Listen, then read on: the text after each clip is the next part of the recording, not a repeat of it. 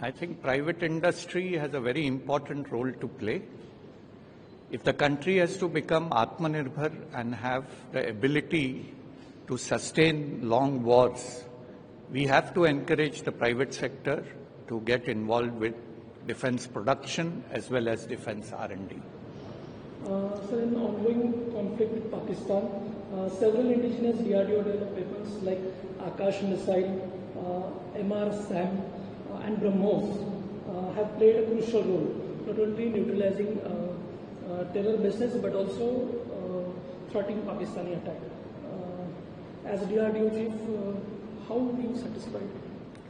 I am very satisfied to hear about the reports from various news media as well as from the armed forces that DRDO systems which you mentioned have performed very well in the recent conflict. We also have to learn lessons from this conflict and to see how we can improve these systems further and also see how we can induct newer systems to meet the emerging challenges of the modern warfare. Last question. What more indigenous weapon system from DRDO can we expect to be given our military for future wars? So we are working on several new systems. These include missiles, these include air-based weapons, these include naval weapons, and a variety of sensors, including sensors required for detection of drones as well as neutralization of drones.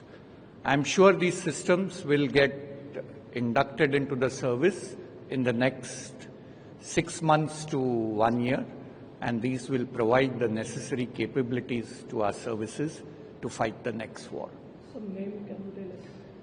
So V-SHORADS, MPA-TGM, VLSR-SAM, then there is a heavyweight torpedo, there is an advanced lightweight torpedo, variety of mines, just to name a few. आज के तारीख में सबसे बड़ी बात है कि जो अभी आने वाला जो वार पैटर्न जो चेंज हो रहा है, ये अजरबैजान, अर्मेनिया, रशिया, यूक्रेन, तो ये जितना भी सिस्टम है वो पूरा का पूरा अनमेन्ड हो रहा है। तो हमारी पूरी कोशिश है कि हमने अभी नागास्त्र करीब 5 टाइप के नागास्त्र बनाए। तो अभी जो भी एक हमारा भी यूज हुआ उसमें नागास्त्र 1 है, लेकिन उसके अलावा भी नागास्त्र 1 के 3 वेरिएंट, नागास्त्र 2 और नागास्त्र 3, ये हमने ऑलरेडी इसको हम ऑलरेडी ये ट्रायल एंड टेस्टिंग में चालू है।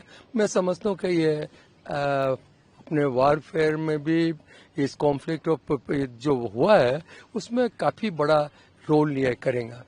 देखिए अभी आज के तारीख में जो रॉकेट्स मिसाइल है, जितने भी पिनाका के वेरिएंट है, Pinaka ADM-1, ADM-2, ADM-3, Pinaka एनांस और पिनाका गाइडेड, इन सबका टेस्टेड हो गया। ये हमने यहाँ पर तो हमको ये ऑर्डर मिल गए हैं, लेकिन अर्मेनिया बाकी भी हमको काफ़ी सप्लाई हमने ऑलरेडी कर दिया है। लेकिन ये पिनाका वेपन जो टोटली इंडिजिनस है, ये अपने आप में बहुत बड़ा गेम चेंजर इस माने में कि जो 45 किलोमीटर से लगाकर 120 किलोमीटर का है, ये बहुत ही ज़्यादा इसकी यूटिलिटी है और सबसे बड़ी बात है कि इसके लिए किसी पर निर्भर नहीं है और सबसे ये कॉस्ट इफेक्टिव है।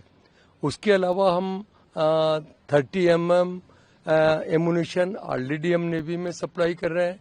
अभी जो एक RFI निकला है उसमें 30 mm, 23 mm, 40 mm, ये जितने भी एमुनिशन जो देश के लिए बहुत जरूरी है वो हम सब कर रहे हैं।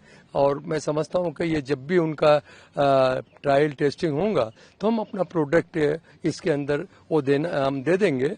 और सबसे बड़ी बात है कि आज के तारीख में जो जितने भी मिसाइल या वारहेड, जितने भी ये सिस्टम है जिसमें प्रोपोलेंट, वारहेड और पायरो की सबसे बड़ी इम्पोर्टेंस है, वो तीनों आज के तारीख में मैं समझता हूँ कि वारहेड जो हाई एनर्जी मटेरियल, प्रोपोलेंट और चाहे वो किसी में भी हो, हम हमारी बहुत बड़ी फैसिलिटी है और मैं समझता हूँ कि आने वाले टाइम में ये हम देश के लिए बहुत बड़ा जो भी कंट्रीब्यूशन कर सकें, हमारी इच्छा है कि हम जो भी कुछ कंट्रीब्यूशन कर सकें, चाहे वो आज की जरूरत हो चाहे कल की जरूरत हो, हमें जब भी यदि कभी बताया गया कि हमको ये जरूरत है तो without any assurance, without any business sense, we are ready to invest.